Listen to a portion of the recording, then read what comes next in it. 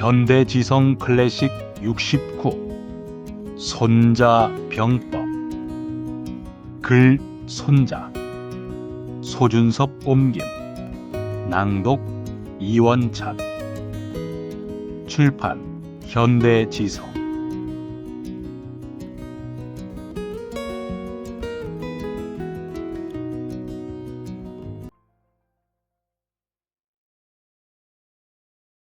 머리말, 이겨놓고 싸우라. 전쟁터에서 인생까지 2500년의 통찰. 지금으로부터 2500년 전, 기원전 5세기에 세계는 새로운 변혁의 진통을 겪고 있었다.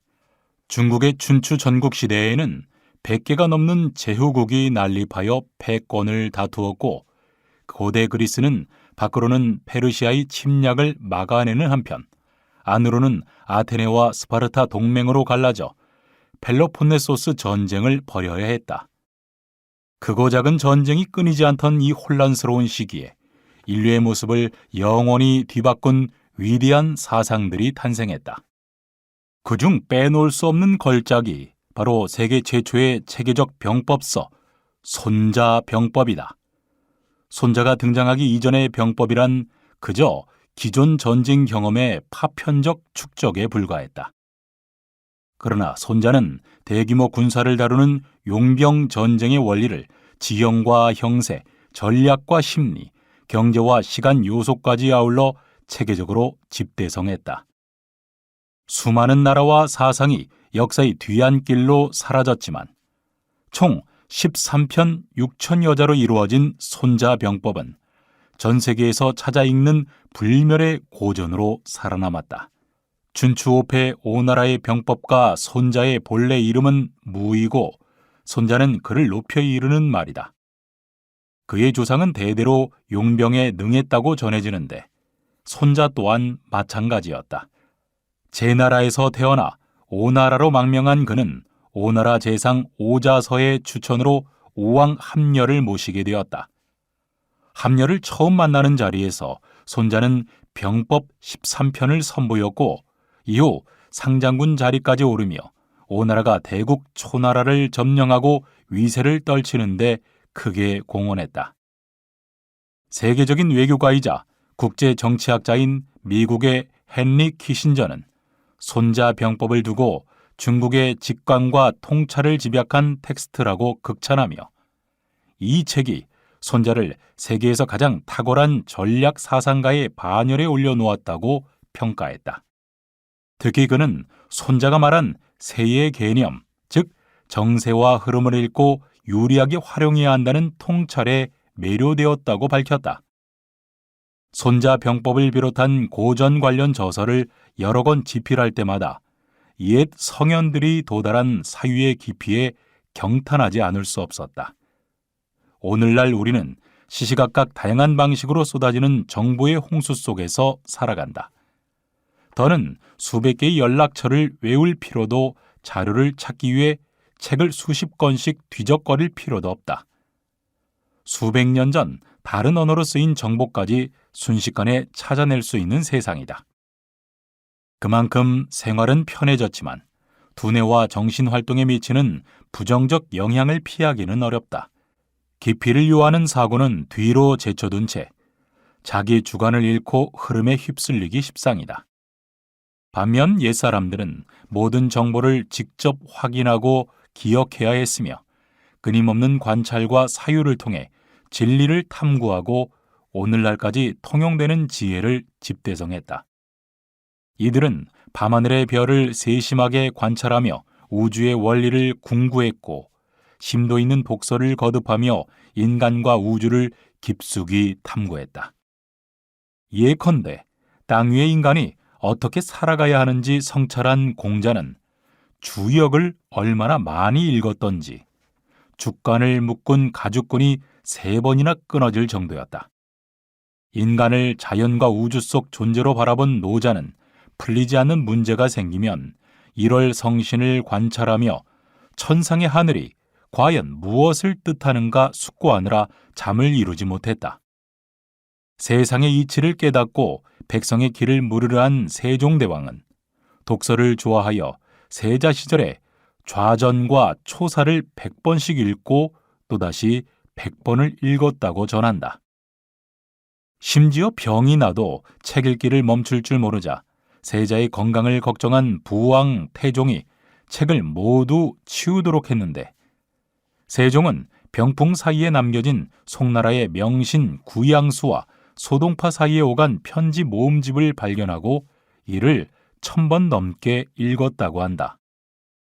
옛 성현들은 이처럼 인간이 만들어가는 역사를 반추하고 자연을 관조하면서 오늘과 내일의 교훈으로 삼고자 최선을 다해 정진했다. 그러한 과정을 통하여 만물의 원리를 터득하고 통달하는 경지에 이를 수 있었던 것이다. 기술은 과거에는 상상할 수조차 없었을 정도로 발전했지만 우리 삶의 근본 원리는 크게 달라지지 않았다. 하나의 생명체로서 인간이 지닌 본성이라는 큰 틀은 예나 지금이나 변함없기 때문이다. 고전이 중요한 가치를 지니는 이유가 여기에 있다. 인간 본성과 삶의 본질을 꿰뚫는 사유의 힘은 시대를 뛰어넘어 오늘날 살아가는 우리에게 절실히 필요한 지혜를 담고 있다. 슬기로운 인간 생활의 지침서. 시공을 초월한 고전 손자병법의 열렬한 독자로 알려진 인물은 셀 수 없이 많다. 이 책에 가장 권위 있는 주석서를 집필한 조조를 비롯해 직접 전장을 누빈 이순신과 메가더 같은 명장은 물론 도널드 트럼프, 빌 게이츠, 마크 저커버그 등 국가와 기업을 이끄는 리더들 또한 예외가 아니다. 세계의 흐름을 주도하는 인물들이 아직도 2500년 전에 쓰인 이 책을 찾는 이유는 무엇일까? 손자병법은 전쟁 전반에 대한 통찰과 용병 기술을 두루 담아낸 병학 성전으로 불려왔지만 비단 군사 분야의 명저에 그치지 않는다. 중국의 근현대 대표 철학자인 펑유라는 손자병법을 전쟁의 일반 규율을 과학적으로 총결산한 우수한 병법서이자 풍부하고 생동감 있는 변증법 사상으로 가득 찬 뛰어난 철학서라고 평가했다. 중국이 계몽주의를 이끈 현대 철학자 리쩌 허우는 중국의 변증법적 사고방식은 손자병법에서 비롯되었다라고 분석하기도 했다. 또한 손자병법은 문체가 간결하면서도 치밀한 논리를 갖추었으며 소박하지만 적확하고 함축미로 충만한 묘사와 구체적인 비유를 구사해 문학으로서도 높은 평가를 받는다. 중국 문학평론서의 최고봉으로 불리는 문심조룡은 손자병법의 문장은 마치 주옥과 같다라고 평했다. 사실 인간 사회에서 벌어지는 갖가지 경쟁은 모두 일종의 연성, 즉 소프트한 전쟁이다. 정치는 더 말할 나위 없이 치열한 전쟁이며 경제 분야 역시 마찬가지다. 손자병법이 제시하는 기본과 원칙, 방법론, 그리고 그 사유 방식은 현대 사회의 정치나 기업 경영, 상업 등 사회 제 분야에서 적확하게 적용할 수 있는 바이블로 정평이 나 있다. 비즈니스 전쟁에서 승리하기 위한 최고의 지침서로 인정받아 상전 성경이라 칭해지기도 한다. 손자병법은 무엇보다 인생에 대한 뿌리 깊은 지혜, 삶에 대해 가질 수 있는 실천적 태도가 담긴 지침서이기도 하다. 수천 년 세월에 걸쳐 살아남은 이 고전은 직장 생활을 비롯하여 개인 사업과 스포츠, 각종 시험과 면접, 그리고 연애에 이르기까지 극심한 경쟁 속에서 고단한 현실을 살아가는 이에게 믿고 따를 만한 지침을 제시해준다. 특히 오늘날 많은 이가 마주하는 난제인 인간관계를 어떻게 하면 잘 맺을 수 있는가라는 고민에 대해서도 많은 영감을 얻을 수 있다. 그런 면에서 손자병법은 슬기로운 인간 생활을 위한 지혜의 보고이자 삶의 길을 밝혀주는 지침서인 셈이다. 동양 사상의 정수를 담은 탁월한 고전, 유가의 논어, 도가의 도덕경과 병가의 손자병법을 함께 읽어보는 것도 참으로 뜻깊은 일이다. 육아로부터는 한 인간으로서 지켜야 할 기본 원칙과 성실한 삶의 철학을 배우고, 도가로부터는 번잡한 현실에서 한 걸음 물러나 삶을 총체적으로 바라보는 시각을 얻을 수 있다. 병가로부터는 현실 세계에 유연하게 적응하고 실제 상황에 효과적으로 대응하는 사고방식과 실천적 지혜를 익힐 수 있다.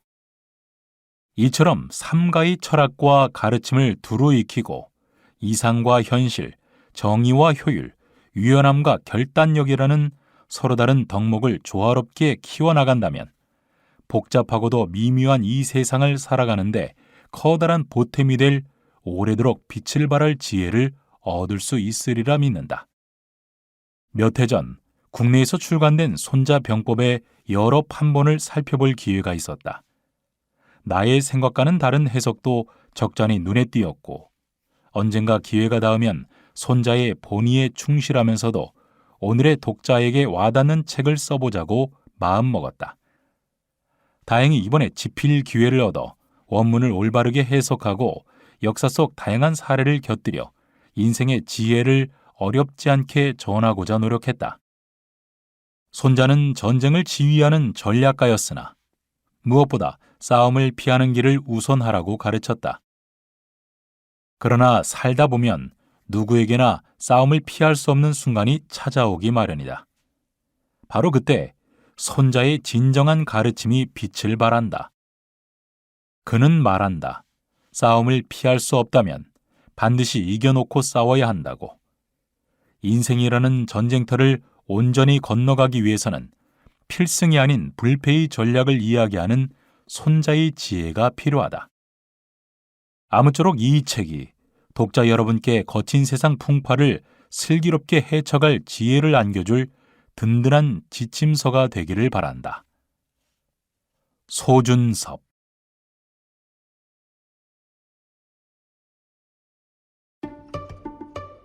제1편 계 승리를 계획하라.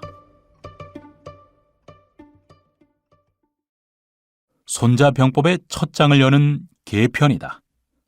여기서 계는 기기묘묘한 간계의 개념이 아니라 전쟁의 승산을 헤아리는 계산을 뜻한다. 손자는 첫 구절에서 전쟁이란 백성과 국가의 생사 존망이 걸린 중대사이기에 반드시 신중한 태도로 임해야 한다고 천명한다. 이어서 그는 전쟁을 결정하기에 앞서 적군과 아군의 전력을 면밀히 비교하고 승패를 좌우하는 조건을 철저히 계산한 후에야 비로소 전쟁에 임해야 한다고 설파한다. 이 과정에서 중요하게 다루는 요소가 도와 궤이다. 손자는 군사 전략으로서의 도와 구체적 전술로서의 궤가 하나로 통일되어야 하고, 전쟁의 실행에는 반드시 세부 전술이 뒷받침되어야 한다는 점을 강조한다. 여기서 도는 도의나 정의가 아니라 민심이 부여하는 정당성에 가깝다. 손자에 따르면 먼저 도를 중심으로 한 병법의 근본 조건인 오사를 바탕으로 한 비교 항목인 7계를 통해 전쟁의 승패를 판단해야 한다. 그런 다음 승리의 조건을 갖추고 전략을 세워 이를 구체적 전술인 궤, 즉 계략을 통해 실행하는 것이다. 손자병법의 핵심 사상은 먼저 필승의 형세를 갖춘 뒤에야 싸움을 시작한다. 선승 이후 구전이라는 구절에 압축되어 있다. 즉 싸운 후 승리를 바라지 말고 이겨놓고 싸우라는 것이다. 손자는 계를 비롯한 전편에 걸쳐 일관적으로 승산 없는 전쟁을 시작해서는 안 되며 반드시 유리한 형세를 조성한 뒤에 작전을 실행해야 한다는 확고한 원칙을 제시한다. 손자가 중시하는 것은 무엇보다 패배하지 않을 조건을 마련하는 일이다. 아무리 훌륭한 계책이라도 실패하지 않을 기반이 조성된 연후에야 비로소 힘을 발휘할 수 있다. 이 순서가 뒤바뀌어 승산을 따져보지 않고 전쟁에 뛰어들어 뒤늦게 수습하려 든다면 일시적인 효과를 얻을 수 있을지라도 결국은 패배할 수밖에 없다. 손자왈, 병자, 국지대사, 사생지지, 존망지도, 불가불찰야, 고경지이오사, 교지이계, 이색기정, 일왈도, 이왈천, 삼왈지, 사왈장, 오왈법, 도자, 영민여상동의, 가여지사, 가여지생, 이불외위야, 천자, 음양, 한서, 시제야, 지자, 고화, 원근, 허미, 광협, 사생야, 장자, 지, 신, 인, 용, 엄야, 법자, 곡제, 관도, 주용야, 범차오자, 장막불문, 지지자승, 부지자불승, 고교지이계, 이색기정, 왈, 주숙유도, 장숙유능, 천지숙득, 법령숙행, 병중숙강, 사졸숙면, 상벌숙명, 오이차지승보이, 장청오계, 용지필승, 유지, 장불청오계, 용지필패, 거지. 원문 해석. 전쟁의 승패는 이미 결정되어 있다. 손자는 말한다. 전쟁이란 국가의 대사이다. 수많은 사람의 생사와 국가의 존망이 달린 이름으로 반드시 신중하게 살피지 않으면 안 된다.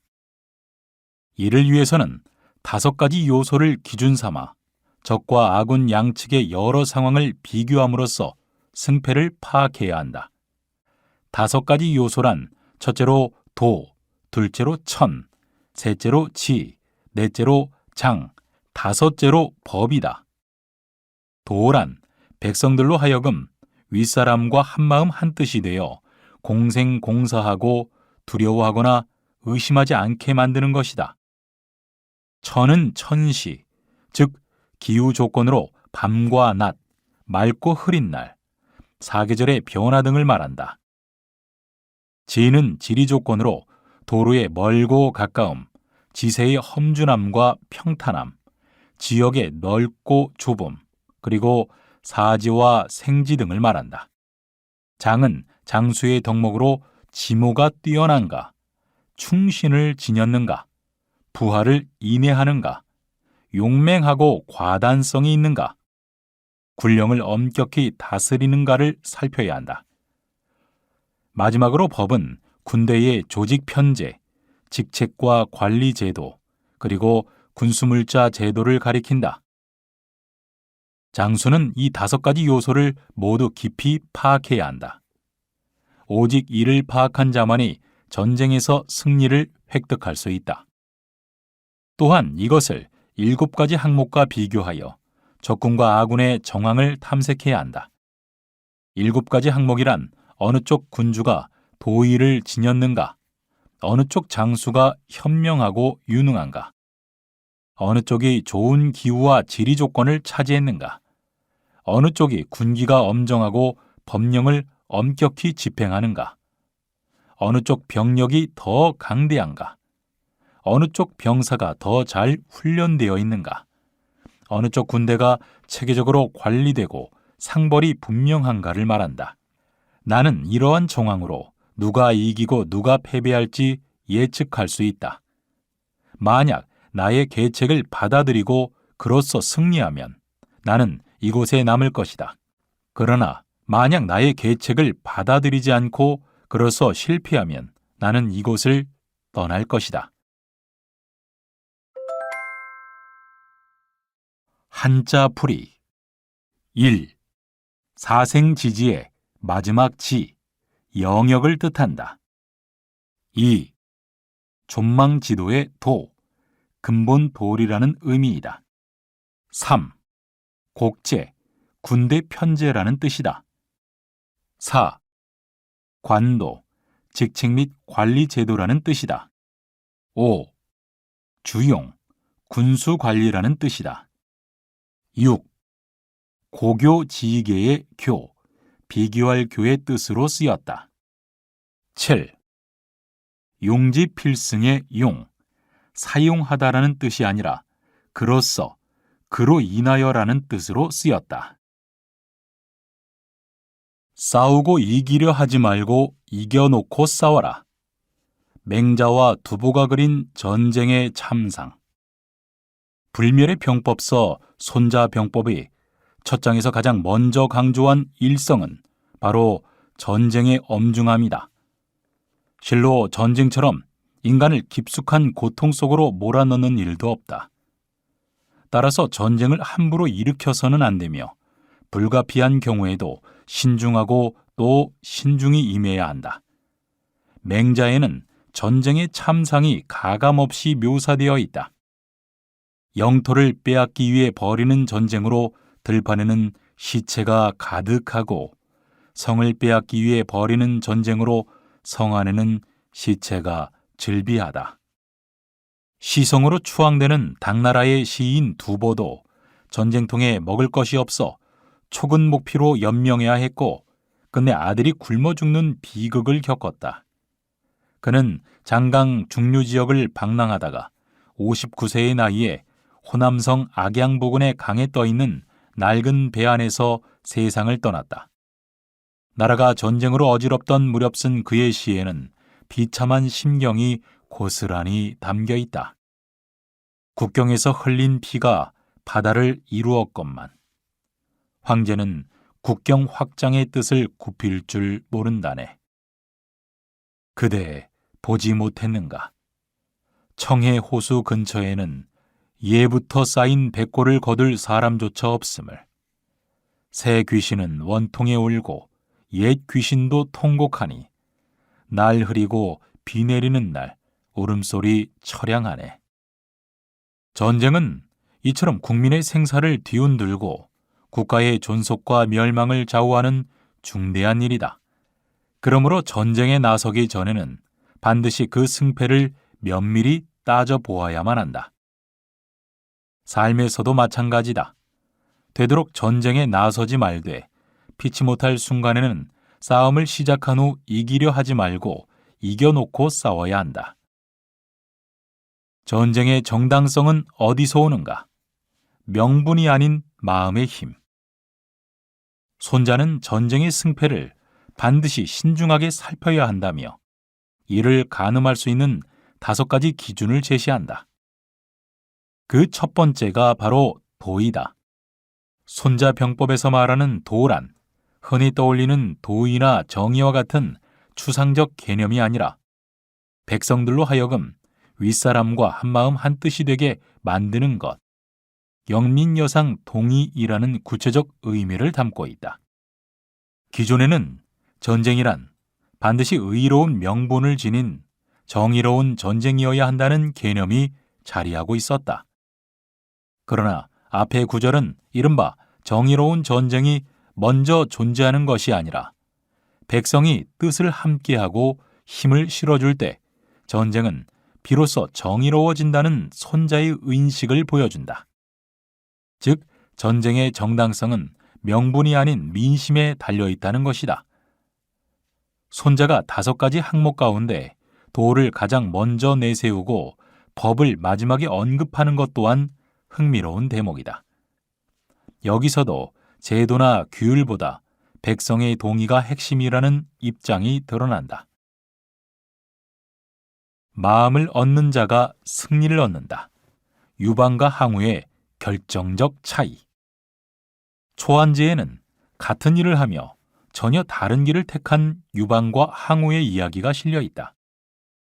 유방은 진나라 수도 함양에 먼저 입성했지만 보물이나 궁녀에는 전혀 손을 대지 않았다. 또한 진시황의 악법에 시달리던 백성의 고통을 덜어줄 약법 3장을 선포해 번잡한 법을 모조리 없애고 살인, 폭력, 절도 등 3가지 죄만을 처벌했다. 반면 뒤늦게 도착한 항우는 진나라 보물과 미녀를 약탈하고 궁궐을 모조리 불태웠다. 불길은 3개월이 지나도록 꺼지지 않았고 보물과 미녀를 실어 나르는 마차가 줄을 이었다. 그뿐 아니라 항우는 이미 항복한 진나라 병사 20만 명을 생매장하고 심지어 유방이 살려두었던 진 황제 자영까지 참살했다. 전하 사람들이 이렇듯 극명히 다른 항우와 유방의 행동을 보며 어떤 생각을 가졌겠는가? 민심은 필연적으로 유방에게 기울 수밖에 없었다. 항우는 전쟁에서 거듭 승리를 거두었지만 민심을 잃었고 유방은 전투에서는 종종 밀렸으나 백성의 지지를 끝내 놓치지 않았다. 결국 항우는 한나라군에 포위되어 오강에서 자결했고 유방은 끝내 천하를 통일하고 한나라의 초대 황제가 되었다. 이는 손자가 말한 도의 원칙이 역사 속에서 그대로 드러난 사례다. 도는 결국 민심의 향방에 달려 있으며 정의로운 전쟁은 민심 위에 세워질 때 비로소 완성된다. 사람의 뜻이 곧 하늘의 뜻이다. 민심으로 천하를 얻은 성탕. 성탕은 고대 중국의 성군으로 폭정을 펼치던 하나라의 거왕을 무너뜨리고 상나라를 세운 인물이다. 상나라를 건국하기 전 성탕이 민정을 살피러 나섰을 때였다. 한 사람이 사방에 그물을 펼쳐놓고 새가 걸려들기를 기다리며 이렇게 중얼거렸다. 하늘에서 내려오든 땅에서 솟아나든 사방에서 날아오는 새는 모두 내 그물에 걸려라. 이 말을 들은 성탕은 곧바로 한쪽 그물만 남기고 나머지 그물을 거두고는 말했다. 왼쪽으로 가려는 새는 왼쪽으로 가고 오른쪽으로 가려는 새는 오른쪽으로 가라. 다만 하늘의 뜻을 따르지 않는 새만 그물에 걸려라. 이 일화가 널리 퍼지자 온 백성이 탕왕의 덕이 저렇듯 짐승에게까지 미치니 하물며 사람에게는 오죽하겠는가 하며 너나 할 것 없이 성탕의 인자한 덕을 칭송했다. 언젠가는 성탕이 집을 수리하다 흙 속에 묻힌 사람의 인고를 발견했다. 일꾼들이 이를 쓰레기로 치우려 하자 성탕은 반드시 예의를 갖춰 장례를 치러야 한다라고 말하고는 정식으로 장례를 치러주었다. 이 이야기 또한 탕왕의 덕에 저렇게 죽은 사람에게까지 미치니 하물며 살아있는 사람에게는 오죽하겠는가 하는 칭송을 자아냈다. 이처럼 성탕은 백성을 존중하고 그 뜻을 살피는 통치를 이어갔다. 결국 그가 하나라 거왕을 토벌하자 전하 제후가 모두 그를 천자로 추대했다. 성탕은 무력으로 거왕을 타도했지만 그것은 백성을 위하고 하늘의 뜻에 맞는 전쟁이었기에 천하를 얻을 수 있었다. 성탕이 천자가 되어 백성을 위한 정치를 펼치자 천하는 태평성대를 맞았다. 그런데 가뭄이 7년 동안 계속되었다. 폐사, 천문을 맡는 관리에게 그 까닭을 점치게 하니 그는 이렇게 말했다. 사람을 바쳐 제사를 지내지 않으면 비가 오지 않을 것입니다. 하지만 탕왕은 단호히 고개를 가로저었다. 내가 비가 오기를 바라는 것은 모두 백성을 위함이다. 단 한 사람의 백성도 희생시킬 수는 없다. 사람을 바쳐야만 한다면 내가 그 희생자가 될 것이다. 그렇게 말한 탕왕은 목욕을 하고 손톱을 깎고 머리털을 잘랐다. 그리고 흰 머리띠를 두른 채 흰말이 끄는 아무 장식 없는 흰 수레에 올라 들판으로 나갔다. 그런 다음 제단을 쌓고 엄숙하게 꿇어앉아 6가지 일에 대해 스스로를 꾸짖으며 하늘에 아뢰었다. 지금 백성이 이렇듯 고통받는 것은 무능하고 부덕한 제가 정치를 하며 절제하지 못하고 문란해졌기 때문입니까? 또는 제가 미처 다 살피지 못하여 백성이 생업을 잃고 곤궁해졌기 때문입니까?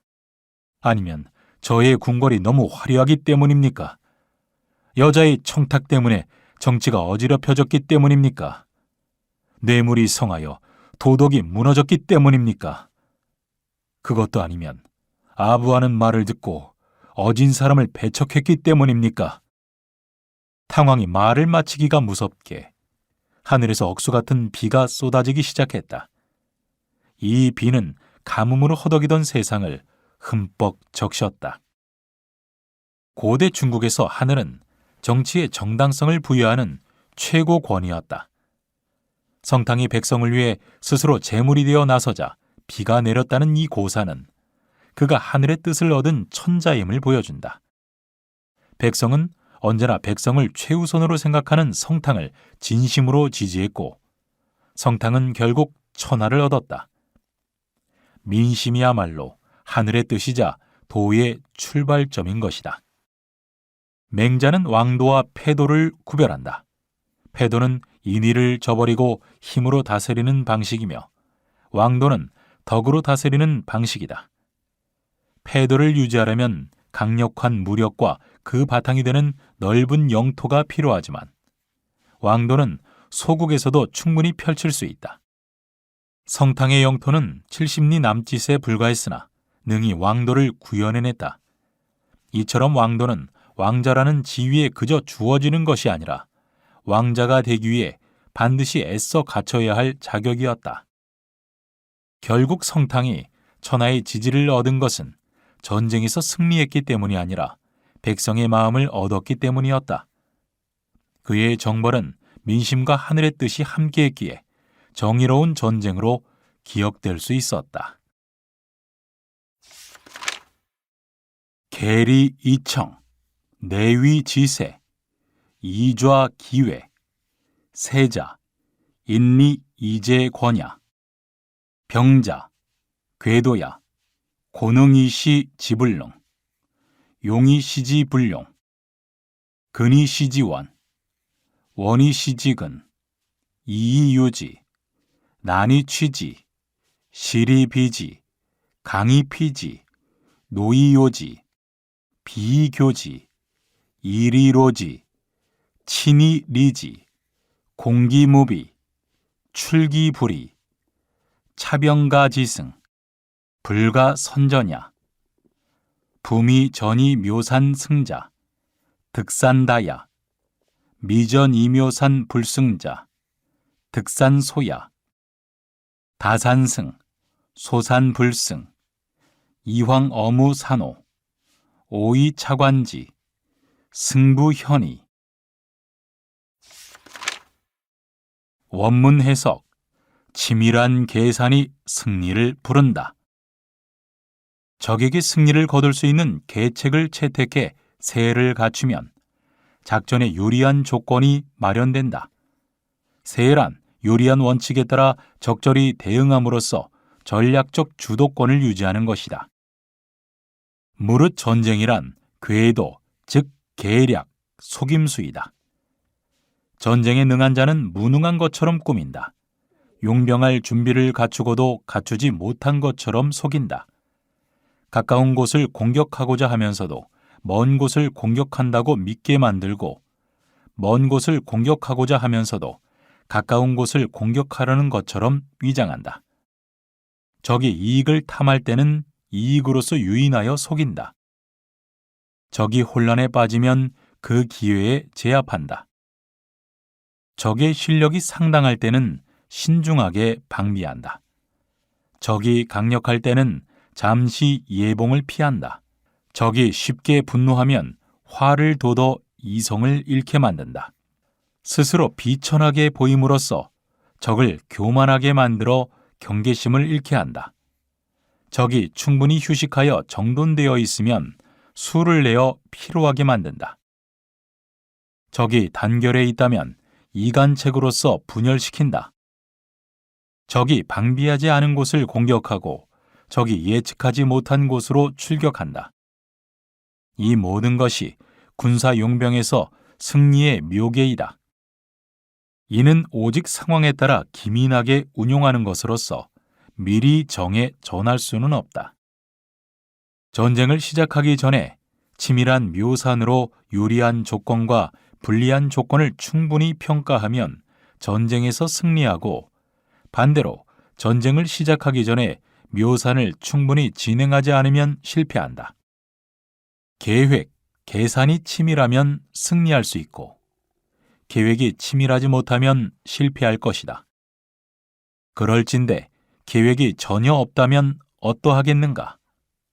이러한 관찰에 근거하여 누가 승리하고 누가 패할 것인가를 명백히 알 수 있다.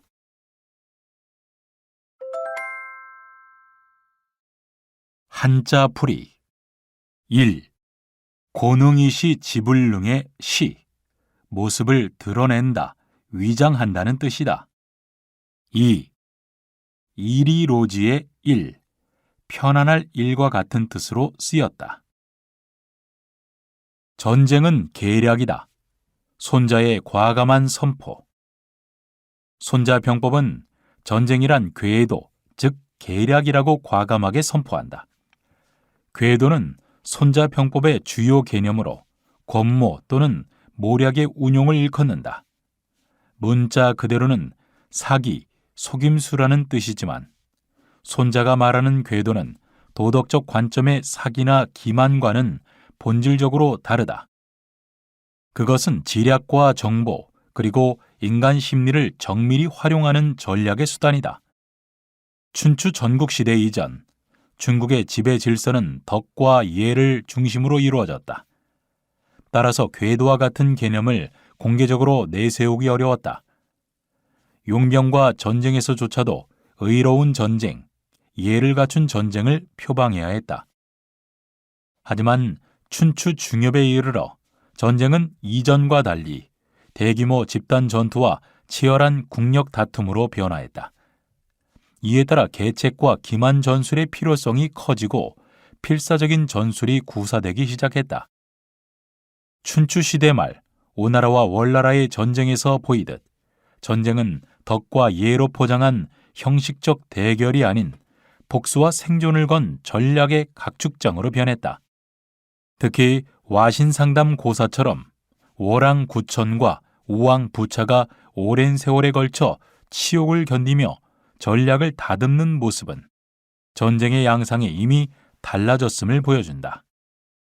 손자의 전쟁은 계략이다라는 선언은 단순한 수사가 아니라 전쟁이 더 이상 명분만으로 수행되지 않고 정보와 심리를 기반으로 운영된다는 냉철한 인식을 반영한 것이다. 계에서 손자는 전쟁 수행에 활용할 수 있는 대표적 궤도 12가지, 즉 12개 궤를 소개한다. 이는 모두 자신의 의도를 숨기고 적을 속여 판단을 흐리게 만드는 방법이다. 예컨대 힘을 감춘 채 약한 척하고 비천함을 자초해 적을 교만하게 만들며 출병하면서도 마치 출병하지 않은 것처럼 위장하는 전술 등이 있다. 이런 행위는 적에게 허상을 제공하고 착오를 일으켜 결정적 타격을 입힐 수 있도록 만든다. 여기서 궤도가 성립하는 전제 조건은 바로 지혜이다. 지혜는 단순한 정보나 지식이 아닌 상황에 대한 총체적 인식을 의미한다. 이는 아군과 적군의 전력, 지형, 기후, 민심 등을 아우르는 입체적 판단 능력이다. 지혜를 바탕으로 궤도를 설계하고 적의 인식을 통제하며 전장을 지배할 수 있는 것이다. 결국 손자병법에서 말하는 궤도는 얄팍한 속임수가 아니다. 정확하고 예리한 지를 기반으로 설계한 전략적 장치이고 전쟁에서 벌어지는 정보전의 핵심이자 인식의 싸움이다. 먼저 알고 더 깊이 꿰뚫어보고 적보다 한 수 앞서 생각한 자만이 궤도를 활용해 승리를 거머쥘 수 있다. 개 첫머리에서 손자는 전쟁 전에 승패를 파악해야 한다고 천명하고 끝머리에서 다시금 묘산을 언급하며 계산의 중요성을 강조한다. 그는 전쟁을 시작하기도 전에 이미 승패가 결정되며 그 승패는 계략을 얼마나 정밀하게 세웠느냐에 달려 있다고 말한다. 결국 계산의 우위가 전쟁의 승리로 이어진다. 이러한 계산을 구체적으로 실행하는 방도가 바로 12개 궤이다. 이처럼 손자가 서술한 궤도는 이론에 머물지 않고 실제 전쟁터에 실현되며 탁월한 효과를 발휘해왔다. 실력을 숨겨 판을 흔들어라. 무능을 가장한 장군 이목. 조나라의 장군 이목은 전국시대의 북쪽 국경을 수비하며 흉노의 침입을 막은 훌륭한 전략가였다. 그는 대와 안문에 주둔하며 흉노의 침략에 철저히 대비했다. 그는 지역 형편에 맞춰 관리를 배치하고 징수한 세금은 모두 막부로 옮겨 군자금과 식량을 충당했다. 매일같이 소를 잡아 병사들을 먹여가며 활쏘기와 기마 훈련을 시켰고 전사를 후하게 대접했다. 또한 경보체계를 정비하고 많은 첩자를 풀어 정보를 수집했다. 그는 한 가지 특별한 군령을 내렸다. 흉노가 쳐들어와 도둑질을 하면 곧바로 성 안으로 들어와 수비하라. 만일 적을 사로잡는 자가 있다면 사형에 처할 것이다. 그러자 흉노가 침입할 때마다 엄밀한 경보체계가 발령되었고 병사들은 재빨리 성 안으로 들어와 수비하며 맞붙지 않았다. 아무런 손해를 입지 않고 몇 해가 지났다. 흉노는 이목을 겁쟁이라 여겼고 조나라 군사들 역시 마찬가지로 전면전을 금하고 방어만 지시하는 장군을 겁쟁이라고 생각했다. 이에 조나라 왕이 이목을 질책했지만 그는 여전히 자신의 방식을 고수했다.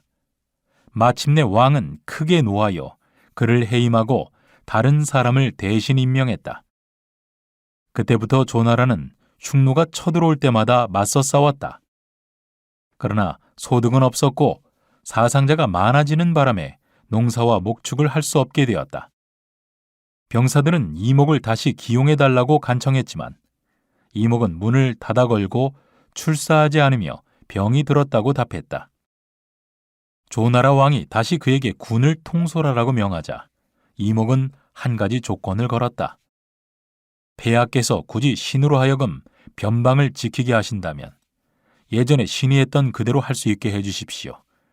그렇게 해주시면 명령을 받들겠습니다. 왕은 이를 허락하자 군중으로 돌아온 이목은 다시 전과 같은 방식으로 군을 운영했다. 흉노는 아무런 이익을 얻지 못하면서도 그를 무능한 장군이라 생각했다. 한편 변방의 장병은 비록 후한 대접을 받았지만 어서 전투를 할 수 있게 되기를 바랐다.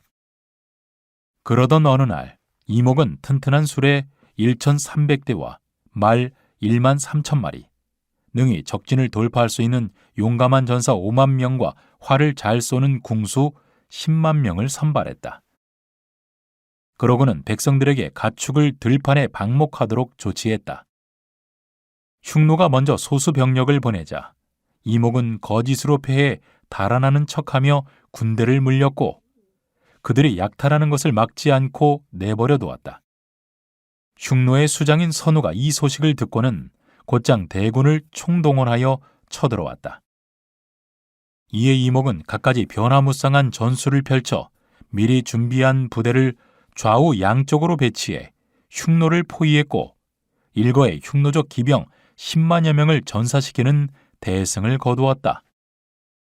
이 전쟁으로 이목은 흉노의 담남 부족을 멸망시킨 후 동호를 공략하고 이모를 복속시켰다. 선우는 패배 후 달아났고 그 뒤 10여 년 동안 흉노는 조나라 국경 근처에 얼씬도 하지 못했다. 이는 손자가 말한 전쟁에 능한 자는 무능한 것처럼 꾸민다. 능이시지 불능이라는 계략에 정확히 들어맞는다. 이목은 실력을 숨기고 무능한 척하며 적의 경계를 풀고 때를 철저히 계산하여 단번에 전세를 역전시켰다. 자신을 낮춰 방심을 유도하라. 오왕 부차와 월왕 구천의 복수혈전. 오나라의 왕 함려는 한때 초나라를 치고 중원까지 위세를 떨쳤으나 월나라를 공격하다 월왕 구천에게 목숨을 잃었다. 함려의 아들 부차는 아버지의 복수를 맹세하고 매일 장작더미 위에서 잠을 자며 원한을 되새겼다. 결국 그는 월나라를 침공해 회계산에서 승리를 거두어 복수에 성공했다. 구천은 오나라의 신하가 되기를 자처하며 겨우 목숨을 부지했다. 이때부터 그는 매 끼니마다 집에 걸어둔 쓸개를 맛보며 자신에게 회계산의 치욕을 잊은 것이냐 묻고는 복수를 다짐하고 또 다짐했다. 구천은 손수 밭에 나가 일했고 그의 아내도 물레질로 옷감을 짜며 백성과 다름없는 생활을 했다. 그는 고기를 먹지 않고 수수한 옷을 입었으며 유능한 신하에게는 스스로 고개를 숙여 가르침을 청했다.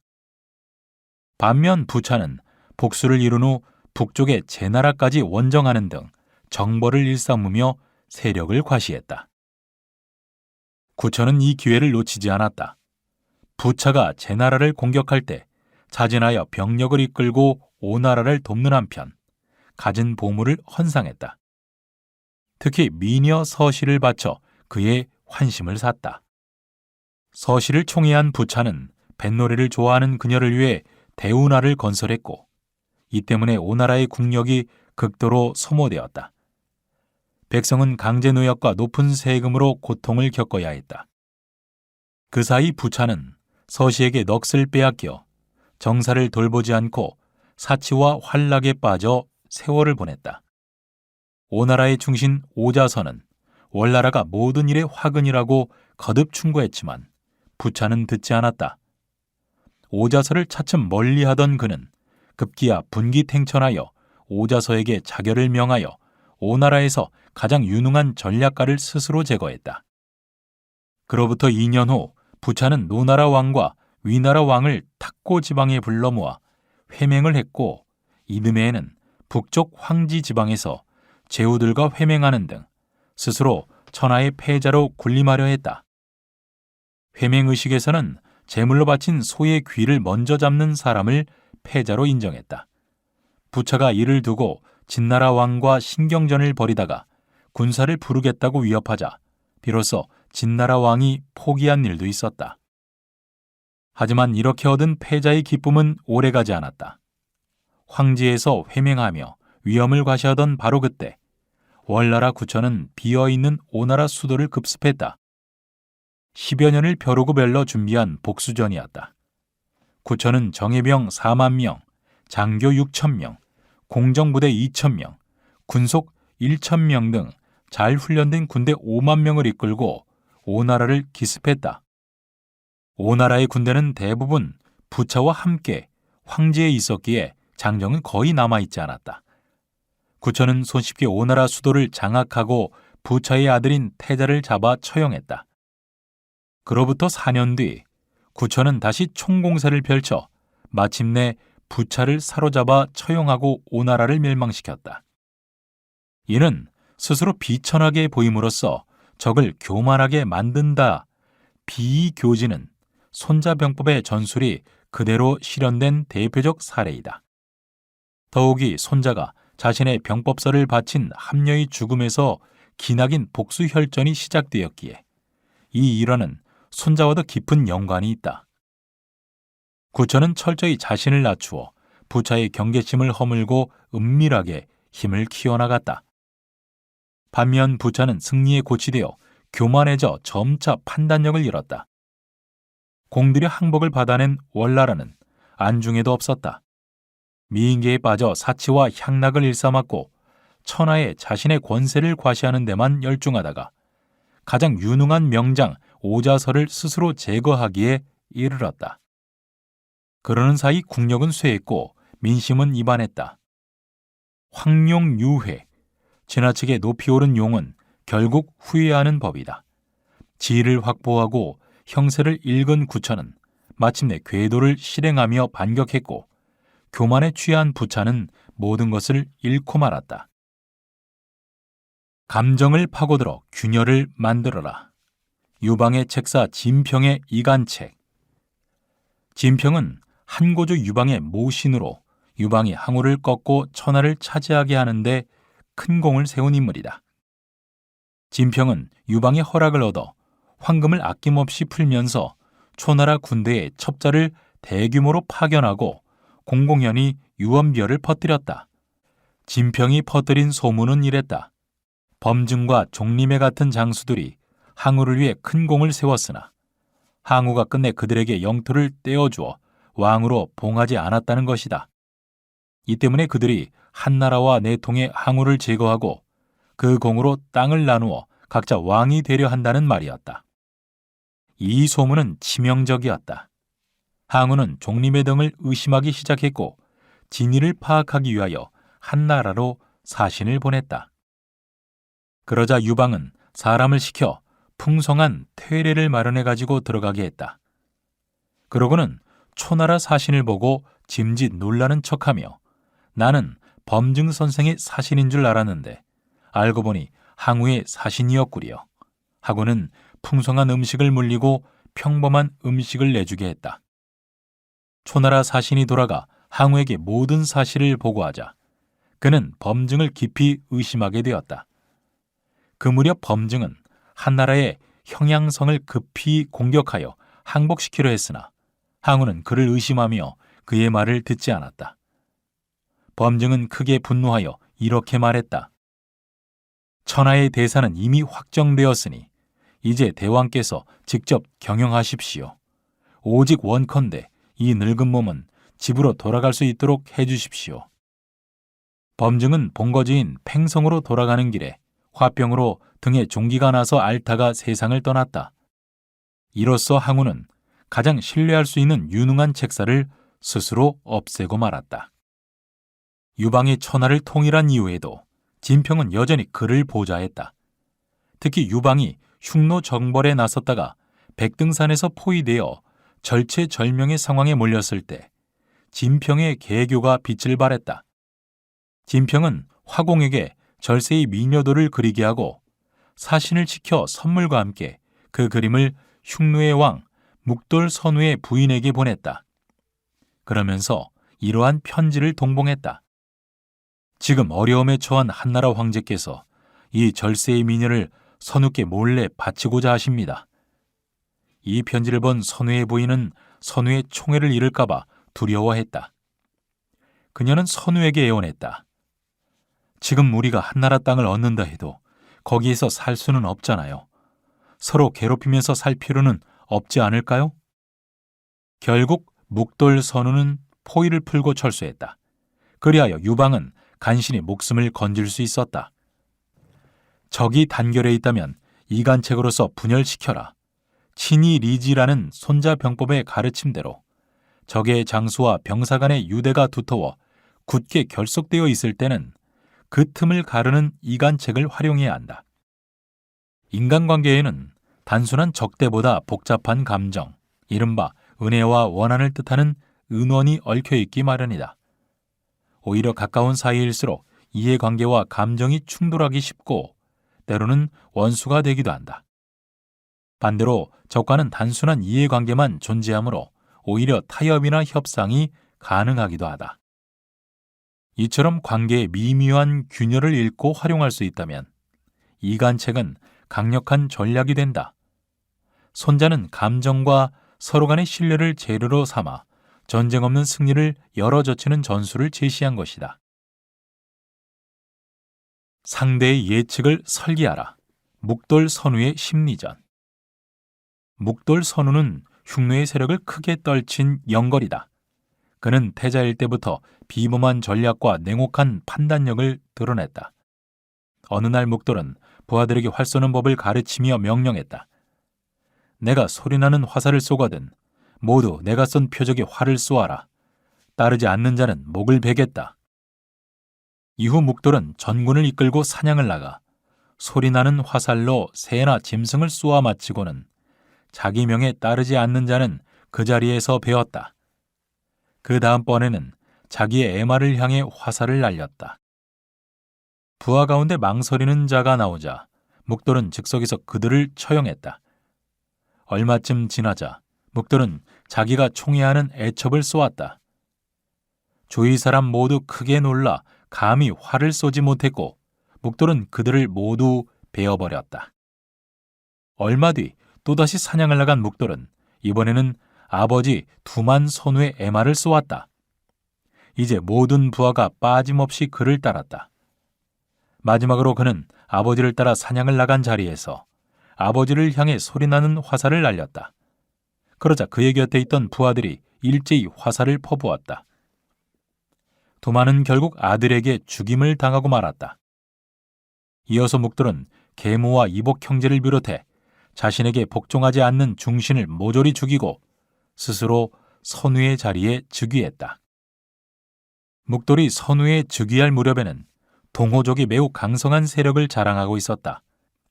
묵돌이 부친을 죽이고 선우 자리를 빼앗았다는 소식이 곧바로 동호왕의 귀에 들어갔다. 동호왕은 사자를 보내 죽은 두만이 애지중지하던 천리마를 달라고 요구했다. 묵돌이 측근과 의논하자 그들은 입을 모아 천리마는 우리 흉노의 보배이오니 거절해야 합니다라고 말했다. 그러나 묵돌은 말 한마리를 아끼기 위해 이웃나라와의 우위를 저버릴 수는 없다라며 동호의 요구에 응하여 천리마를 넘겼다. 동호는 묵돌이 자신을 두려워한다고 판단하고 얼마 후 다시 사자를 보냈다. 이번에는 묵돌의 부인 중 한 명을 달라는 요구였다. 묵돌이 측근에게 의논하자 그들은 크게 분노했다. 동호 사람은 도의가 없습니다. 이제 부인까지 요구하다니. 부디 공격명령을 내려주시옵소서. 그러나 묵돌은 이웃나라에게 어찌 계집 하나를 아낀다는 말인가? 라면서 총애하는 부인 한 명을 동호에게 보냈다.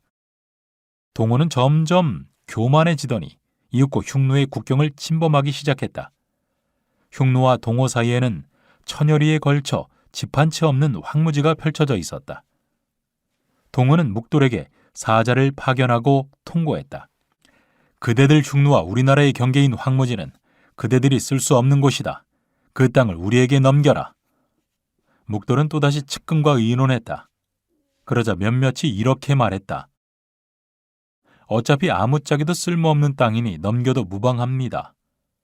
하지만 이번에는 묵돌의 태도가 전과 완전히 달라졌다.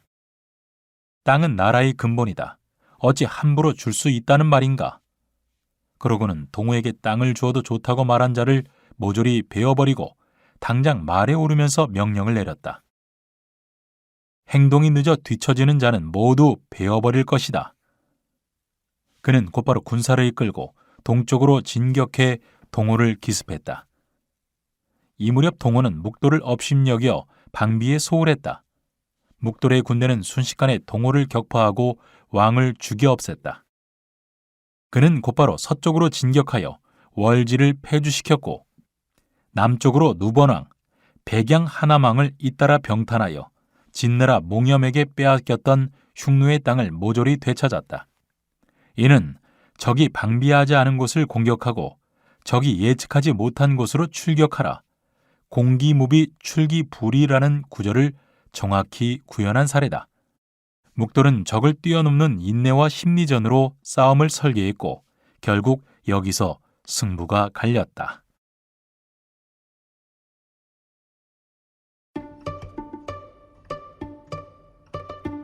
제2편 작전. 전쟁에서 살아남는 법. 손자병법의 작전편에서 말하는 작전은 우리가 흔히 사용하는 군사 행동이나 전투 수행을 의미하는 단어와 다른 개념을 가진 용어다. 여기서 작은 시작할 시, 기의 뜻으로 쓰였다. 곧 작전이란 전쟁을 실제로 수행하기 위한 준비를 뜻한다. 앞선 계편이 전쟁의 승산을 평가하고 싸울 것인가 말 것인가를 결정하는 기준을 다뤘다면 작전편은 전쟁을 결정한 후에 자원이 얼마나 필요하고 또 어떤 준비를 갖춰야 하는지 분석한 장이다. 손자는 본편에서 경제력과 물자 동원 능력이 전쟁의 성패를 좌우하는 핵심 조건임을 강조한다. 무엇보다 손자는 장기전이 국가 경제에 미치는 위험을 경고하며 전쟁에서 귀중함은 신속한 승리에 있으며 결코 오래 끄는 데 있지 않다.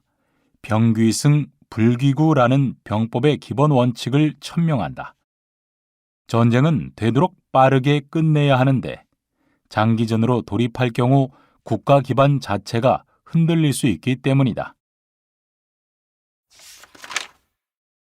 손자왈, 범용병지법, 치차천사, 혁차천승, 대갑 10만, 천리괴량, 즉내외지비, 빈객지용, 교칠지제, 거갑지봉, 일비천금, 연후 10만 지사 거의, 기용 전야승, 구죽 둔병좌예, 공성 즉역굴, 구폭 사즉 구경 부족, 부둔 병좌예, 굴력 탄화, 즉제 후승 기패이기, 수유지자, 불능 선기 후의, 고병 문졸속, 미도 교지구야, 부병 구의 국리자, 미지유야, 고부 진지 용병 지혜자, 즉불능 진지 용병 지리야,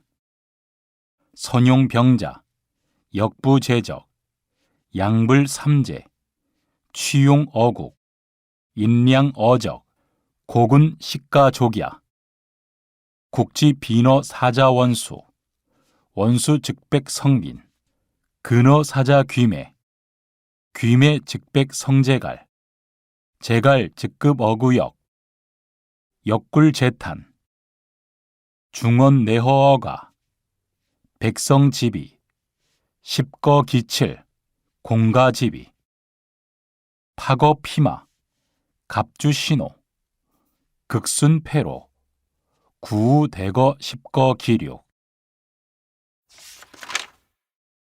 원문 해석. 모든 전쟁에는 대가가 따른다. 손자는 말한다. 모든 용병 작전은 전투용 전차 1,000승과 수송용 전차 1,000승 그리고 무장병사 10만 명을 동원해야 하며 천리 먼 길에 군량을 운송해야 한다. 이렇듯 국내외에서 다양한 비용이 발생하고 책사와 사절의 접대, 군용 장비 수리에 필요한 아기와 칠 같은 자재비, 전차와 갑옷을 유지하고 보수하는 비용 등으로 날마다 막대한 자금이 소모된다. 이 모든 준비를 갖춘 후에야 비로소 10만 대군이 출동할 수 있다. 이처럼 대군을 동원하는 전쟁은 반드시 단기간에 속승을 거두어야 한다. 전쟁을 오래 끌면 병사는 피로해지고 날카로운 기세, 예기는 꺾이기 마련이다. 성을 공격하는 공성에는 군사력의 손실이 따르며 장기간의 출정은 국가 재정에 막대한 부담을 준다. 만약 병사들이 오랜 전쟁으로 피로해지고 예기가 꺾이며 군사력이 소모되고 재정까지 고갈되면 주변 국가들이 기회를 노려 군사를 일으킨다. 그렇게 되면 아무리 지모가 출중한 자라도 이 위난을 해결할 수 없다. 그러므로 용병 전쟁은 마땅히 신속한 승리를 추구해야 하며 계책이 교묘한가 졸렬한가를 따지지 않는다. 오래 지속되는 전쟁이 국가에 이로웠던 적은 일찍이 없었다. 그러므로 용병의 폐해를 모두 알지 못하는 자는 그 이로움 또한 온전히 알 수 없다. 용병에 능한 자는 병력을 여러 차례 징발하지 않으며 군량 또한 여러 차례 운송하지 않는다. 후방에서는 보급을 받고 전방에서는 적의 양식을 끌어다 현지 조달함으로써 군대에 군수물자를 충족한다. 국가가 군사를 일으켜 빈곤해지는 까닭은 군사 원정에 수반되는 장거리 운송에 있다. 장거리 운송은 필연적으로 백성을 가난하게 만든다. 군대가 지나가는 지역에서는 물가가 폭등하고 물가가 폭등하면 백성의 재물이 고갈되며 재물이 고갈되면 세금과 노역이 가중된다. 전쟁터에서 군사력의 손실이 커지고 국내의 재물이 고갈되면 이로써 전쟁으로 인해 백성들은 열의 7의 재산을 잃는다. 국가의 재산 또한 파손된 전차와 지침말, 갑옷과 의복, 화살과 활, 그리고 국로, 창과 방패 등을 보충하고 소가 끄는 큰 수레를 징발하고 유지하는 비용으로 열의 6을 잃는다.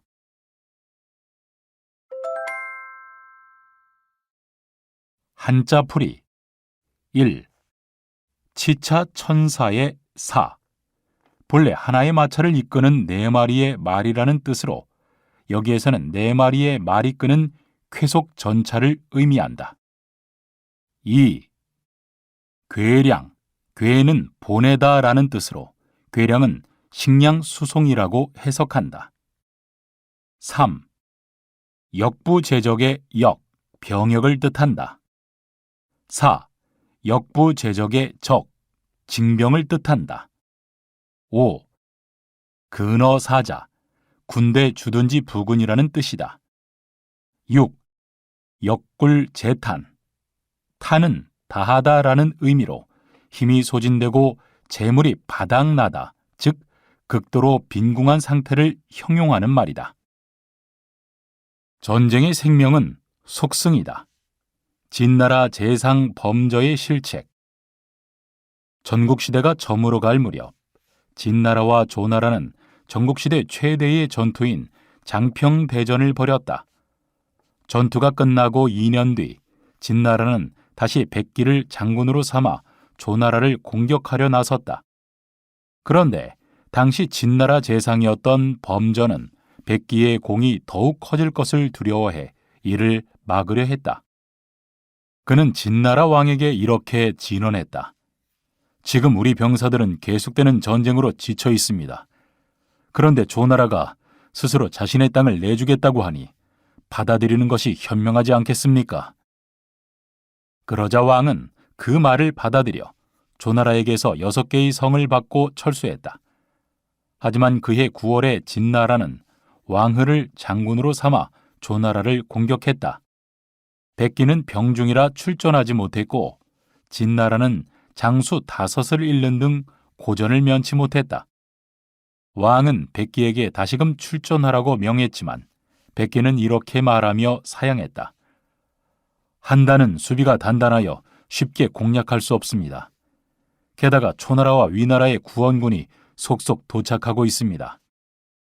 거듭 요청에도 백기가 끝내 거절하자 왕은 할 수 없이 왕릉을 대신 보내 조나라 수도 한단을 포위하게 했지만 10달이 지나도록 함락하지 못했다. 더구나 백기의 예측대로 초나라의 춘신군과 위나라의 신릉군이 이끄는 구원군 수십만이 진나라 군을 기습했고 진나라는 큰 피해를 입고 철수하고 말았다. 만약 범저가 개인의 질투심을 앞세우지 않고 계획대로 백기를 기용했더라면 전쟁은 단기간에 승리를 거두었을지도 모른다. 그러나 시간을 지체하는 사이 조나라는 전열을 정비할 기회를 얻었고 진나라는 결정적인 기회를 놓쳤다. 전쟁이란 모름지기, 속승이 생명이다. 인류 역사상 최대 국가를 창건했던 몽골의 칭기즈칸이 세계 제국을 건설할 수 있었던 핵심도 바로 속도에 있었다.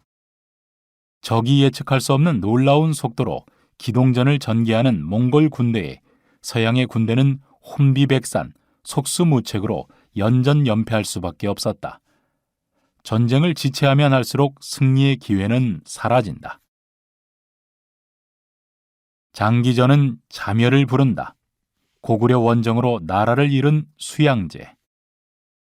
수나라 양제는 고구려에게 신하의 나라로서 예를 갖추고 수나라를 섬길 것과 사신을 보내 조정에 드는 입조를 요구했다. 그러나 고구려는 끝내 굴복하지 않았다. 이에 양제는 고구려 정벌을 결심했다. 그는 각 지방에 명을 내려 병거 5만 대를 만들게 하고 백성을 무차별 징발해 군영에서 부역하게 했다. 또 강남 지방 사람에게는 배로 창고에 곡식을 운반하게 했다. 이물과 고물이 맞닿을 정도로 빽빽하게 이어진 배가 천리까지 뻗쳤고 왕래하는 인원만 수십만 명에 달했다. 이 과정에서 죽는 자가 속출했고 결국 천하가 크게 소란해졌다. 백성은 괴로움에 시달리다 못해 무리를 지어 도적이 되었다. 이렇게 징집된 군사가 모두 탁군 지방에 집결하자 그 수가 무려 113만 명에 이르렀다. 여기에 군량을 운반하는 자의 수는 그 갑절이 되었고 그 행렬은 천리 넘도록 이어졌다. 군량 운송만으로도 큰 부담이었고 전방과 후방 간의 연락 또한 쉽지 않았다. 전력과 자원의 한계를 넘어선 무리한 장거리 원정이었던 셈이다. 수양제는 고구려의 요동성에 이르러 성을 공격했으나 함락하지 못했다. 이때 수로군의 총사령관 내호안은 공을 독차지하려는 욕심에 육로군과의 협공을 포기하고 평양성을 단독으로 공격했다. 참모가 여러 차례 만류해도 소용없었다. 당시 평양성은 외성과 내성으로 이루어져 있었는데 고구려는 수나라의 공격을 예상하고 외성 안에 있는 절을 모조리 비워 복병을 숨겨두었다. 이 사실을 모른 채 외성에 진입한 수나라군은 무인지경이라 여겨 제멋대로 약탈을 일삼았다. 그때 고구려 복병이 쏟아져 나왔다. 기습을 당한 수나라 군사는 허둥지둥 퇴각했고 선착장으로 살아 돌아간 병사는 수천 명에 불과했다. 패전 소식을 들은 수양제는 격노하여 아직 공략하지 못한 성들은 내버려두고 전군은 평양으로 직행하라며 총공격을 명령했다. 이에 수나라의 전군이 압록강을 건너 남하했지만 군사들은 요동 벌판에서의 오랜 악전 고투로 이미 지칠 대로 지쳐 있었다. 이를 알아차린 고구려는 싸움을 걸었다가 물러나는 전술을 반복하여 수나라군의 체력을 소모시켰다. 수나라군은 하루에도 7차례 싸워 7번 모두 승리해 승전고를 울렸지만 살수를 건널 무렵에는 더 이상 싸울 기력조차 남지 않았다. 이때 고구려의 명장 을지문덕이 사신을 보내 수나라가 군사를 물리면 곧 입조하겠다고 전해왔다. 애초에 이번 원정은 고구려의 입조 거부에서 비롯된 것이었으므로 군사를 물리는 것만으로도 목표는 달성된 셈이었다. 게다가 병사들은 이미 극도로 피로한 상태였다. 이에 수양제는 을지문덕의 요구를 받아들이고 철수를 명령했다. 그러나 수나라군이 살수를 반쯤 건넌 순간 고구려 군사들이 급습했다. 수나라군은 속수무책으로 무너졌고 도망치는 데만 급급한 나머지 거의 전멸하다시피 했다. 본래 압록강을 건넌 수나라 군사수는 30만 명이 넘었으나 살아 돌아간 병사는 겨우 2,700명에 불과했다. 이것이 바로 살수대첩이다. 이 참패 이후 수나라 각지에서 반란이 잇따랐고 국군은 급속히 기울었다. 결국 수나라는 멸망하고 말았다. 손자는 장거리 운송이 국가와 백성을 가난하게 만들고 전력과 자원의 한계를 무시한 전쟁은 나라의 뿌리까지 흔들 수 있다고 경고했다. 대표적인 사례가 수양제의 대외원정이다. 그는 고구려를 정벌하기 위해 수십만 대군을 동원하고 막대한 군량을 장거리로 운송하게 했으나 보급은 점점 막히고 백성들은 세금과 부역에 시달리며 피폐해졌다. 끝없는 전쟁은 병사의 사기를 떨어뜨리고 국력을 소모했으며 결국 군사적 실패로 이어졌다. 전쟁터에서의 패배만이 아니라 백성의 원망과 내정의 붕괴가 겹치면서 수나라는 급속히 몰락했다. 고지 장무 식어적, 식적 1종, 당호 20종, 기간 1석, 당호 20석, 고살 적자, 노야, 취적 지리자, 화야, 고거전, 득거 10승 이상, 상기 선득자, 이경기 정기, 거잡, 이승지, 졸선 이양지, 시위 승적 이익강, 고병 귀승, 불귀구, 고지병 지장, 생민지사명, 국가안위 지주야. 원문 해석, 이기는 지도자는 어떻게 다른가? 그러므로 슬기로운 장수는 언제나 적지에서 보급을 조달한다. 적지에서 얻은 양식 1종은 본국에서 운송한 양식 20종과 맞먹는 가치를 지닌다. 적지에서 얻은 사료 1석 역시 본국에서 운송한 사료 20석과 맞먹는다. 병사가 용맹히 적을 치려면 분노가 필요하고 적의 군수물을 빼앗게 하려면 전공에 따른 보상이 뒤따라야 한다. 전차 전투에서 적의 전차를 10대 이상 노획하면 그 공은 가장 먼저 전차를 빼앗은 병사에게 돌아가야 한다. 노획한 전차는 아군의 깃발로 교체에 함께 운용하고 포로로 잡은 병사들은 잘 다스리고 후히 대우한다. 이것을 일컬어 적을 이겨 더욱 강해진다. 승적 이익강이라고 한다. 전쟁에서 귀중함은 신속한 승리에 있으며 결코 오래 끄는 데 있지 않다. 진정으로 용병의 도를 터득하고 그 이익을 통찰하는 장수야말로 백성의 생사 운명을 결정하고 국가 안위와 존망을 주재하는 존재다.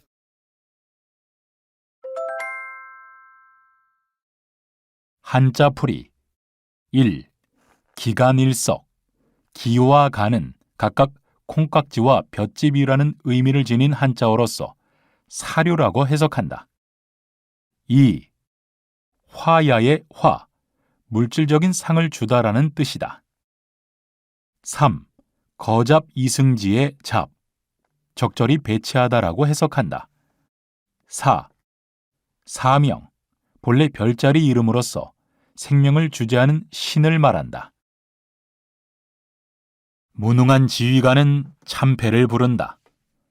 40만 명의 목숨을 앗아간 조나라의 오판. 장평대전에서 진나라와 조나라가 치열하게 대치할 때의 일이다. 조나라는 연파를 장군으로 세워 진나라를 막으려 했다. 연파는 초반에 잇따라 패전을 겪자 성문을 굳게 닫고 방어에만 전념하며 맞서 싸우려 하지 않았다. 진군은 매일같이 도발했지만 연파는 끝까지 수비태세를 고수했다. 초조해진 진나라 측은 조나라에 첩자를 보내 죄는 연파 따위는 전혀 두렵지 않다. 다만 조사 장군의 아들 조갈만은 장군이 되지 않기를 바랄 뿐이다 라는 내용으로 연파를 깎아내리는 헛소문을 퍼뜨렸다. 이 소문을 들은 조나라 왕은 실제로 연파를 해임하고 조갈을 후임으로 삼으려 했다. 이에 명신 인상여가 간언했다. 대왕께서는 조갈의 소문만을 들으시고 그를 장군으로 삼으시려는 듯합니다. 이는 마치 검은고 줄을 풀로 붙여 연주하려는 것과 같습니다. 조갈은 아버지가 남긴 병법서나 겨우 외우는 자일 뿐 실전에 임하는 임기응변은 전혀 알지 못합니다. 그러나 왕은 이 말을 듣지 않고 끝내 조갈을 장군으로 임명했다. 조갈은 어릴 적부터 병법서를 공부하며 스스로가 누구보다 뛰어나다고 여겼다. 한 번은 부친 조사가 그와 군사 문제로 토론을 벌였는데 말을 주고받는 과정에서 그조차 설득당할 정도였다. 하지만 정작 조사는 아들이 장군감이라 생각하지 않았다. 아내가 그 이유를 묻자 조사는 이렇게 답했다. 전쟁이란 목숨을 걸고 하는 일이요. 그런데 저 아이는 너무 쉽게 말로만 결론을 내리지. 만약 나라가 조갈을 장군으로 삼지 않는다면 다행이지만 그렇지 않다면 조나라를 망하게 할 자는 틀림없이 그 아이일 것이요. 조갈의 어머니는 아들이 연파의 후임으로 부임하여 출정한다는 소문을 듣고 왕에게 편지를 올렸다. 제발 제 아들을 장군으로 삼지 마옵소서. 제 남편 조사와 아들 조갈은 부자지간이지만 사람됨이 전혀 다릅니다. 제 남편은 음식을 나눠 먹는 친한 벗이 수십 명이고 벗으로 사귀는 사람이 수백 명이나 됩니다. 나라에서 받은 상금은 아끼지 않고 부하에게 나눠주었고 전쟁에 나갈 때면 집안일을 묻지 않고 군무에 충실했습니다. 그러나 아들 괄은 장군으로 임명되자 동쪽을 향해 앉아 조회를 받고 나라에서 받은 상금도 혼자 차지해 땅을 사들이기 바쁩니다. 도저히 제 아비의 그릇을 따를 수 없을 듯합니다. 그러니 대왕께서는 부디 장군의 임무를 거두어 주시기 바랍니다. 그러나 왕은 끝내 임명을 강행했다. 이미 결정된 일이니 돌이킬 수는 없소. 그러자 조갈의 어머니가 간청했다. 기어이 제 아들을 장군으로 삼으신다면 아들이 설사 임무를 다하지 못하더라도 이 어미를 책하지 마시기를 바랍니다. 왕은 그 부탁을 받아들였다. 한편 조갈은 연파 장군에게서 군대를 인계받자마자 즉시 군대 체계를 전면적으로 개편하고 군리도 모조리 교체했다. 이 소식을 들은 진나라의 백기 장군은 조갈의 허점을 간파하고 짐짓 패주하는 척하면서 조나라의 군량을 수송하는 보급로를 단절하고 군대를 둘로 분리시켰다. 이에 조나라 병사들은 크게 동요했다. 식량 보급이 끊긴 지 46일째가 되자 성하는 서로가 서로를 잡아먹는 아비규환으로 변했다. 조나라는 활로를 뚫기 위해 여러 차례 탈출을 시도했으나 번번이 실패했다. 마침내 조갈이 정예부대를 이끌고 진나라 군대와 육박전을 전개했지만 이 또한 성공하지 못했다. 급기야 조갈은 적의 화살을 맞고 죽고 말았다. 결국 조갈의 군대는 전의를 상실하고 항복했는데 그 수는 자그마치 40만 명에 달했다. 장평대전에서 승리한 후 수많은 조나라 포로를 바라보며 백기가 말했다. 전에 상당을 함락시켰을 때 그 주민들은 진나라 백성이 되기 싫다 하여 조나라로 도망쳤다. 조나라 포로들도 언제 변심할지 모른다. 모두 없애지 않으면 반란을 일으킬 게 틀림없다. 그러고는 포로 40만 명을 모두 구덩이에 생매장해버렸다. 이들 가운데 살아남은 자는 어린아이 240명뿐이었다. 결국 장군 하나의 실책과 무능으로 무려 40만 명의 병사가 생매장된 것이다. 이 비극적인 전쟁을 계기로 치명적인 타격을 입은 조나라는 망국의 길로 들어섰다. 이렇듯 조갈처럼 이론에만 밝을 뿐 실전에는 약한 것을 일러 종이 쪽지 위에서 전쟁을 논한다는 뜻의 지상단명이라 한다. 장군의 중요함은 이렇듯 막대하여 한 사람의 능력과 판단이 백성들의 생사 운명과 국가 안위를 가름한다. 승리할수록 강해지는 조직. 반란 세력마저 포용한 광무제 유수. 후한 광무제 유수가 아직 황제에 즉위하기 전 천하를 평정해 가던 무렵의 일이다. 그는 중원의 남양에서 동마적을 격파하고 10만여 명의 포로를 사로잡아 자신의 부대에 편입시켰다. 하지만 동마적 무리는 이미 과거에도 항복했다가 배신하고 반란을 일으킨 전력이 있었기에 유수가 자신들을 의심할 것이라 여겨 불안한 마음을 품고 있었다. 유수는 그들의 불안을 간파하고 있었지만 이를 드러내지 않고 그들을 경계하거나 처벌하지도 않았다. 어느 날 유수는 단 10여 기의 호위 기병만을 대동한 채 동마적의 본영으로 찾아갔다. 그는 조용히 말에서 내려 그들 무리 속으로 걸어 들어갔다. 이는 진정한 신뢰의 표현이었다. 그러자 동마적 무리는 모두 감탄하며 입을 모아 말했다. 유수 장군은 정말 너그러운 분이시다. 어찌 이분을 위해 목숨을 바치지 않을 수 있단 말인가. 결국 동마적 세력은 충성을 맹세하며 유수의 군에 흡수되었고 그의 세력은 더욱 강성해졌다.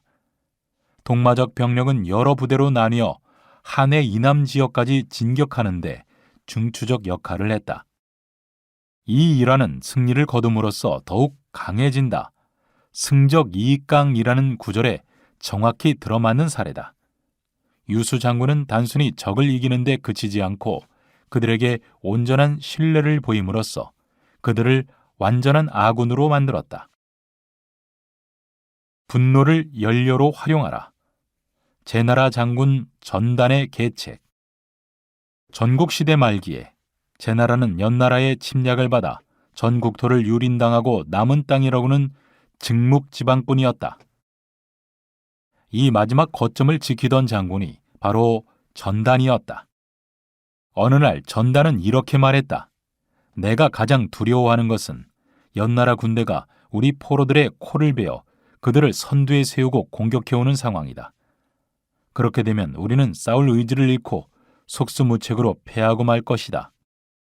그러고는 이 말이 연나라 진영으로 흘러 들어가게끔 하여 소문을 널리 퍼뜨렸다. 이는 연나라가 소문을 곧이곧대로 믿고 포로의 코를 자르게 만들어 자국 병사의 분노를 불러일으키려는 심리전이었다. 이런 사정을 알리 없는 연나라 군대는 이 소문을 듣고 제나라 포로의 코를 자르는 만행을 저질렀다. 증묵성 안의 병사와 백성들은 그 참혹한 광경을 목격하자 분노와 적개심으로 들끓었다. 차라리 죽을지언정 연나라의 포로가 되지 않겠다라는 결의가 성 안에 퍼졌다. 전단은 다시 같은 전략을 반복했다. 이번에는 첩자를 보내 연나라 진영에 또 다른 소문을 흘렸다. 연나라 군대가 성 바깥 조상의 무덤을 파헤치고 조상을 욕되게 하지 않을까 두렵구나. 그런 일이 생기면 정말 치가 떨릴 것이다. 이 소문을 들은 연나라 군사들은 제나라의 무덤을 모조리 파헤치고 뼈만 남은 시신을 찾아내어 모두 불태웠다. 성 위에서 그 참혹한 광경을 바라보던 증묵 사람들은 통곡하며 반드시 복수하리라고 다짐했다. 모두의 분노가 극에 달하자 전단은 이 힘을 한데 모아 반격을 개시했다. 결국 그는 연나라 군대를 크게 무찌르고 증묵을 해방시켰으며 나아가 전세를 뒤집어 연나라를 대파하는 데 성공했다. 전단은 병사가 용맹히 적을 치려면 분노가 필요하다. 고살적자 노야라는 병법에 따라 적의 심리를 조종해 악행을 저지르게 만들고 전세를 반전시킨 것이다. 인재에게 인색하면 승리할 수 없다. 스스로 패망을 부른 항우. 한때 반란을 일으킨 세력마저 포용하고 자신의 편으로 만든 유수와 달리 항우는 인재에게 인색했다. 한신은 본래 항우의 휘하에 있던 인물이었으나 자신의 재능을 펼칠 기회가 주어지지 않자 그의 곁을 떠나 유방에게로 향했다. 그는 유방 진영에 들어온 후 유방과 나눈 대화에서 항우를 이렇게 평가했다.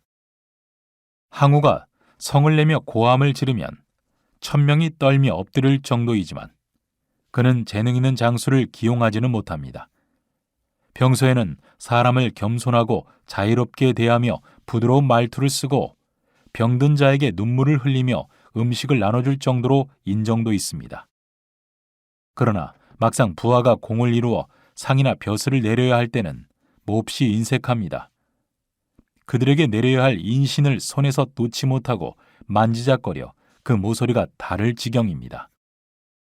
항우는 역발산 기계세라 하여 산을 뽑을 만한 괴력과 온 세상을 뒤덮을 정도의 기세를 지닌 천하의 용사였다. 하지만 그에게는 치명적인 약점이 있었다. 그는 상벌을 분명히 내리지 못했고 인재를 알아보거나 기용하지 못했다. 또한 부하의 잘못은 오래도록 기억했지만 공로는 쉽게 잊었다. 항우의 곁을 떠난 인재는 비단 한신만이 아니었다. 후일 유방의 책사 중 책사가 된 진평 역시 항우에게 의심을 받고 목숨이 위태로워지자 진영을 이탈해 유방에게로 넘어갔다. 항우의 신복이던 장군 경포도 마찬가지였다.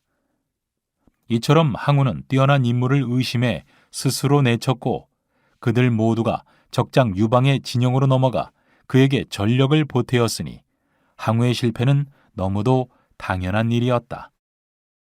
손자는 첫 편 개에서 마지막 편인 용간에 이르기까지 장수의 덕목과 인재 기용의 중요성을 거듭 강조한다. 항우는 영웅의 힘을 지녔으나 군주가 될 마음 씀씀이는 가지지 못했다. 인재를 통해 승리의 씨앗을 뿌려라. 한무제의 능력 중심 인재 등용. 항우와 정반대인 인물이 바로 한무제다.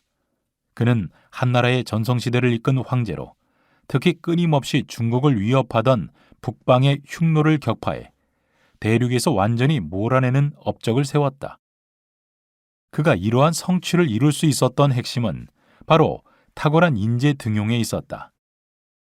한무제의 원칙은 유재식어, 곧 재능이 있으면 발탁한다는 것이었다. 그는 출신보다 능력을 중시했다. 재상 공손홍은 원래 돼지를 치던 사람이었고 어사대부 복식은 양치기, 상홍양은 장사치 출신이었다. 마찬가지로 어사대부를 지낸 아관, 엄조, 주매신 등도 모두 비난한 평민이었으며 최고 법관 정의의 자리까지 오른 장탕, 두주, 조우는 모두 말단 실무직인 아전에서 선발되었다. 황후 위자부 역시 본래 노비였다. 한무제는 심지어 흉노와 월족 등 이민족 출신의 장군도 중용했다. 흉노 토벌을 이끈 명장 위청은 노예 출신이었고 진미디, 김일제는 궁중에서 말을 기르던 흉노 포로 출신이었다. 한무제는 죽음을 앞두고 진미디를 곽광, 상광걸과 함께 섭정으로 임명하며 어린 황제를 잘 부탁한다는 유언을 남길 정도로 그를 신임했다. 이들은 모두 출신은 비천했지만 능력을 알아봐준 한무제 덕분에 재능을 발휘하여 한나라의 흥성을 이끌 수 있었다. 한무제의 치세는 가히 인재경제의 시기라고 칭할 만했다.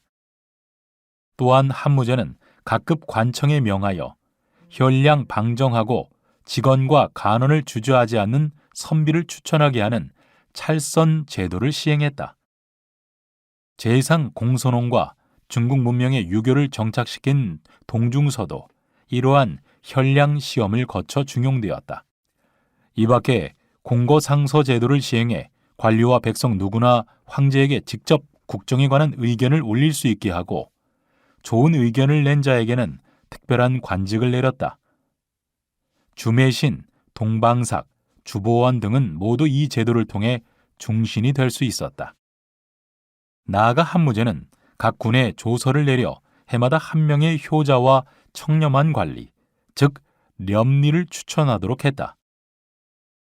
당시 한나라에는 100곳이 넘는 군이 있었으므로 매년 200명이 넘는 효렴이 조정에 추천되었다. 반고는 한서에서 이를 칭송하며 한나라의 인재를 얻은 것은 이 시기에 가장 성하였도다라고 기록했다. 항우가 인재를 아끼지 않아 스스로 무너진 것과 달리 한무제는 인재를 널리 불러들여 승리의 토대를 마련하고 나라의 중흥을 이끌었다.